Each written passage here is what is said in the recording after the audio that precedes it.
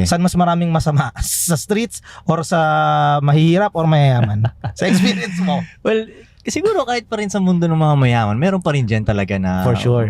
masama. Pero pansin ko lang, nung nakalipat na ako dito sa rich neighborhood, Ganda nga Mas- dito eh. Oh. mas kalmado na yung mga tao. Mas ganun na.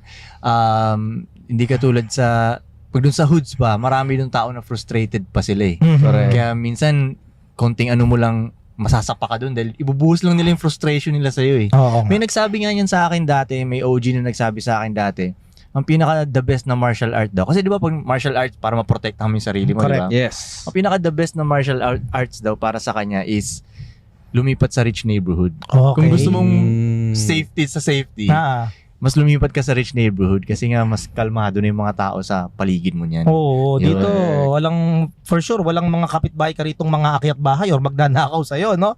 Tsaka yung mga wala. chismisan, hindi siguro dito. Diba? Chismisan, Meron ewan ko din. sa mga housewives dito.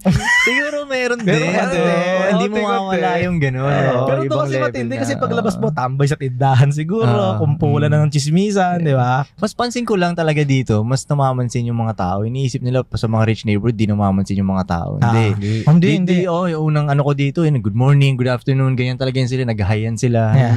Ganun. Sa mga lugar na pinanggalingan namin, hindi ganun eh. Parang maghihinala ka pa, ba't yung bait na ito masyado? Good afternoon, correct. good morning sa akin. Good morning, paluin ka yatang tubo. Oo, Duda pa eh, no? Duda pa. Oh, minsan parang makaka-timing ka pa, mag-good morning ka na lang. Mainit ulo nung good morningan mo, 'di ba? Minsan masasampulan ka pa ng Correct. mga sa hoods. Pero dito, okay mga tao dito, kalmado lang sila dito.